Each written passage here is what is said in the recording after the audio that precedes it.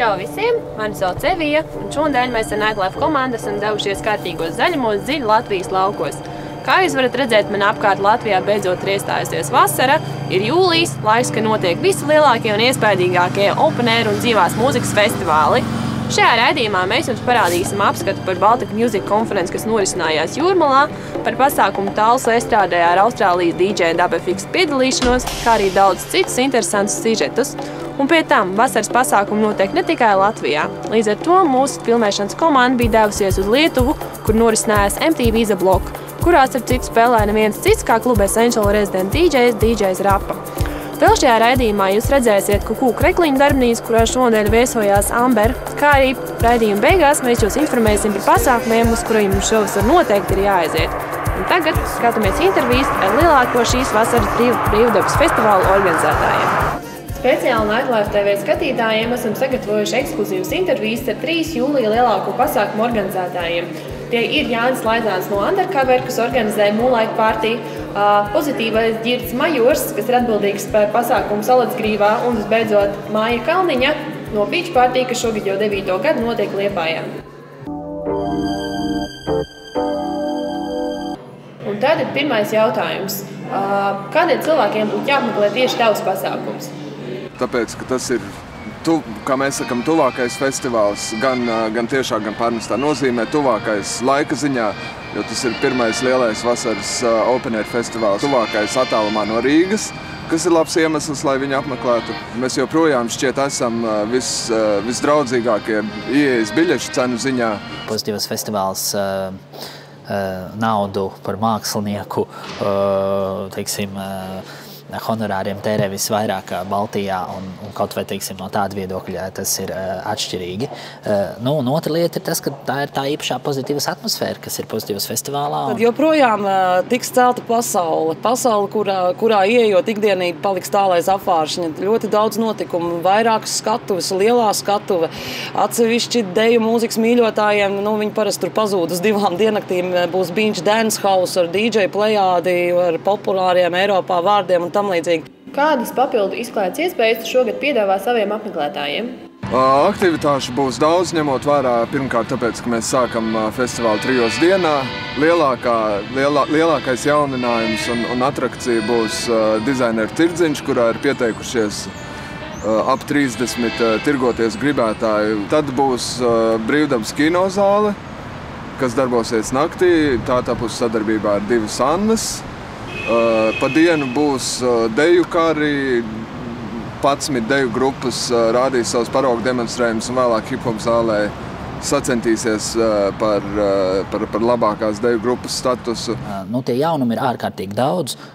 Protams, kad mēs vispār festivālu attīstību saredzam tieši tajā, kad tieši visas šīs satura zonas arvien vairāk veidojot un pārstāvot dažādākus mākslas veidus, teiksim, literāti, modernā dēja, teātris, nedaudz arī cirkus. Visas šīs, teiksim, lietas šogad arvien vairāk būs arī festivālā un kino, kurš jau mums no 1. gada. Tā kā grūti ir izcelt kaut kādu, teiksim, vienu lietu, teiksim, joga, pirmā, kas varbūt nāk man prātā, vai teiksim, tāda ķermeņa un baudas stūris, arī ar masāžu būs šogad pieejams.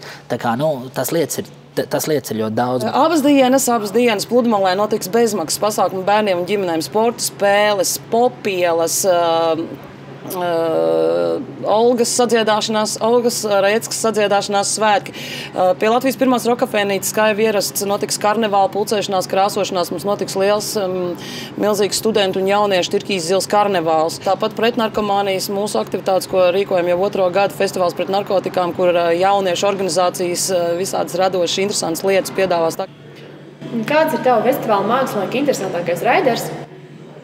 Šoreiz vairāk ir izcēlušies vietējie mākslinieki un interesantākais raiders ir iesūtīts no kāda DJ, kurus varbūt nesaukšu vārdā, kurš ir prasījis 2 padziņas cigarešu. Es nezinu, vai tas ir saistīts ar krīzi vai ar vietējiem untumiem, bet tas ir kaut kas jauns un līdz šim mums nebijis. Šogad noteikti tas ir Mobijs. Tā kā Mobijs ir vegāns pēc savas uztura, tad, protams, ka tā ir īpaša virtuve, kas ir jānodrošina šajā festivāla vietā. no tādā mākslinieku prasību viedokļa tas vispār ir ļoti komplicēti, jo, kā jūs saprotiet, mums ir nekurienē jāuzbūvē, teiksim, ļoti daudz, teiksim, tādas komforta iespējas. Zviedra deju mūzikas princese Septembera lūgums bija uzstāties vakar pirmajā daļā, jo viņa lido šur par privāto lidmašīnu un viņai jāpaspēj atpakaļ uz koncertu Kanādā, kurš būs jau svētdien. Un kāds ir tavu festivāla lielais pārsteigums?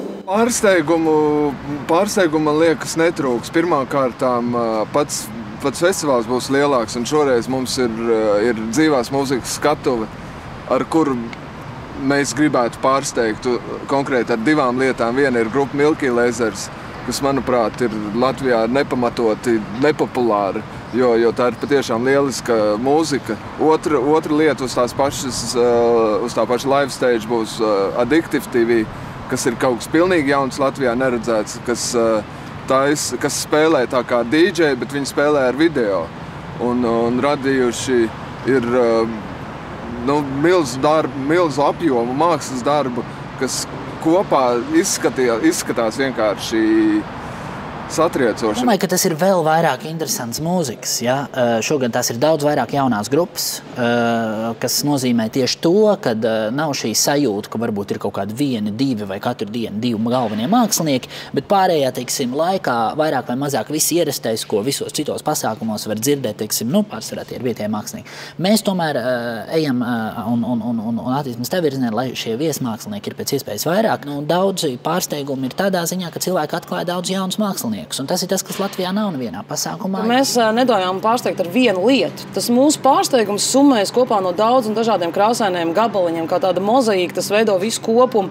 Tas, kas mums ir ļoti svarīgi bijis no pirmā pasākuma, ne tikai vienas grupas koncerts, ne tikai viena liela zvaigzne, bet mūzika ļoti dažādām gaumēm. Tas nozīmē, ka viens izlasot headliner sarakstu, wow, teiks September, viens teiks, kāds September Mando Diao ir klāt, kāds cits pazūd Beach Dancehausā, un tas ir tā mūsu atslēga, ko mēs vienmēr pieturamies un ar kuru mēs slēdzam durvis uz cilvēku sirdīm vaļā.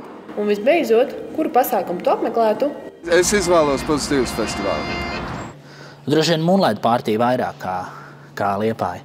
Es droši vien aizbraukšu Pozitīvus uz lielāko festivālu Baltijā. Es gribētu redzēt, kāds viņš ir. Jau 2. gadu apvienība Save Dreams rīkoja Baltic Music konferenci, kas šogad no 3. līdz 5. jūlijam norisinājās Kurortpilsētā Jūrmalā. Идея пришла после того, когда мы 2 года назад съездили первый раз на Сочинскую зимнюю конференцию. После возвращения с нее мы решили, что почему бы нет. В Майами есть, в Голландии есть, в России тоже проходит, но надо их при Балтике сделать. Ну вот, в принципе, с этого зародилась вся идея организовать и сделать подобного рода мероприятия. 2 организатора, это я и Владимир, и у нас есть наша команда.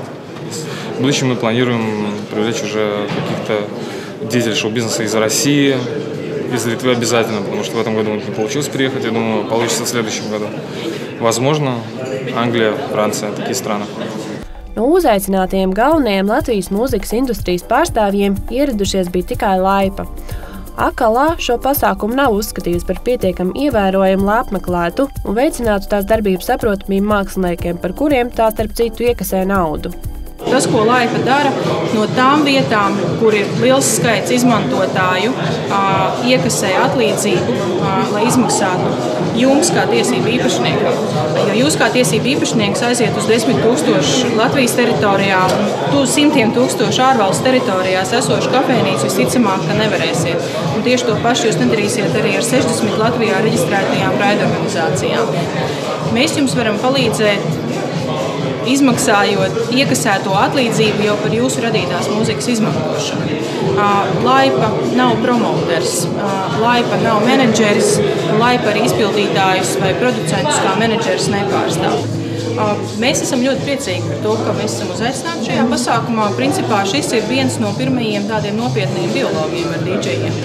Līdz šim mēs esam sadarbojušies ar DJ asociāciju, taču neesam īpaši apmierināti ar šo sadarbību un meklējam iespējas, lai sadarbotos ar, tā teikt, īstajiem DJiem.